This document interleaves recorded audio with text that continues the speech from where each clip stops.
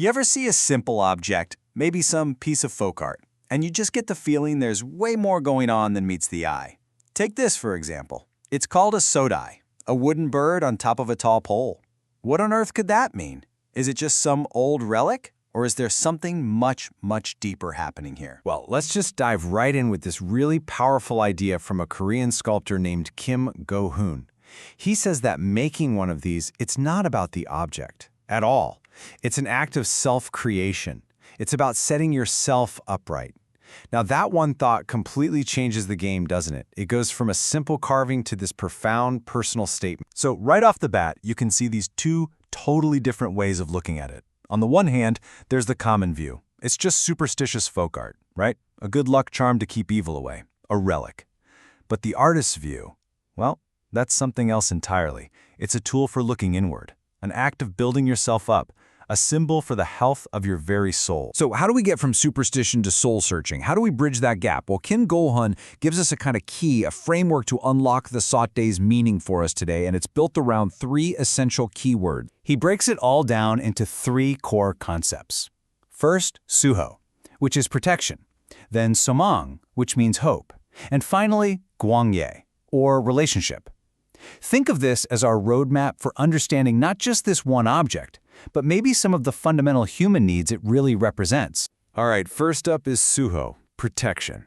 Now, in a modern sense, we're not talking about warding off ancient spirits. This is about protecting yourself from the negative forces in our own lives. You know, anxiety, self-doubt, all the pressures from the outside world.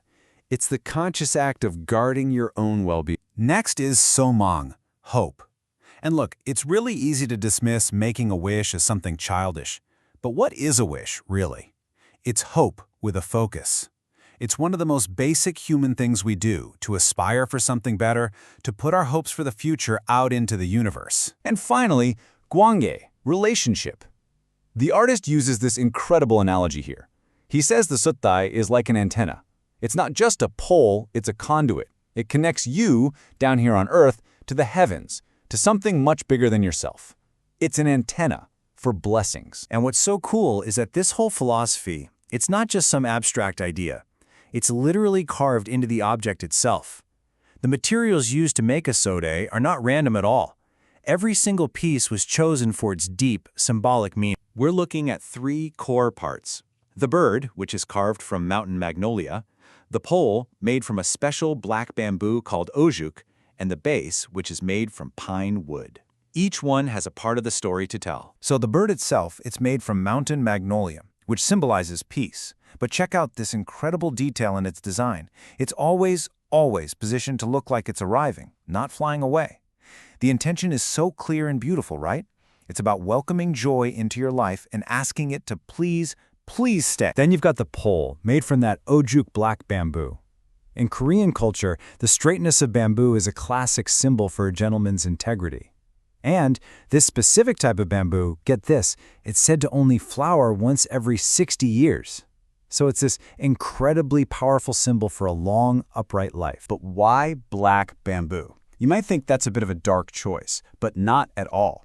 According to the artist, in Eastern philosophy, black isn't the color of gloom. It's the color of the heavens and of water, the source of all life. So using black bamboo isn't just a wish for a long physical life, it's a wish for the deep, profound health of your soul. And what's holding it all up? The base, made of pine. There's an old saying, Songsu Chanyan, that basically means a pine tree lives for 1,000 years. It stands for this endless, powerful life force. It's a wish that the good fortune you're building doesn't just end with you, but carries on for generations to come. Okay, so we have the object, we have the materials, we have the keywords. But let's zoom out now to the biggest idea of them all. This uniquely human power we all have to create meaning where there wasn't any before. Which brings us right back to our very first question. Is this just a bird on a stick? It reminds me of that famous Magritte painting of a pipe where the caption says, "This is not a pipe." The whole point is that our perception, the meaning we give to something, fundamentally changes what that thing is. And this drive to find deeper meaning, it isn't just some artistic thing. It's fundamentally deeply human. I mean, think about it. You see it everywhere. In ancient stories, like Adam naming the animals, which is really about the power to define reality. In modern philosophy, they call it phenomenology, the idea that how we see the world shapes the world. Neuroscience shows our brains are literally wired to find patterns and purpose. It's even at the very top of Maslow's hierarchy of needs, that ultimate search for self-transcendence. They're all pointing to the same truth. We are built to see beyond the surface of things. And before you think this is all getting a little too abstract, the honest truth is we all do this kind of thing constantly. We perform these little positive spells or rituals in our everyday lives, a lot of the time without even thinking about it. I mean, seriously, think about it. Have you ever eaten sticky candy before a huge exam, hoping you'll stick to your dream school?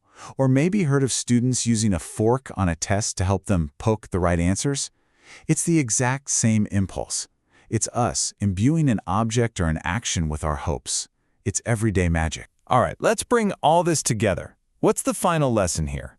After this deep dive into a simple wooden bird on a pole, what's the big takeaway? It's really about learning the art of creating meaning in our own lives. And this is the ultimate point. The power of the Sotdae was never, ever in the wood itself. The real magic isn't in the object. It's in the human intention behind the object.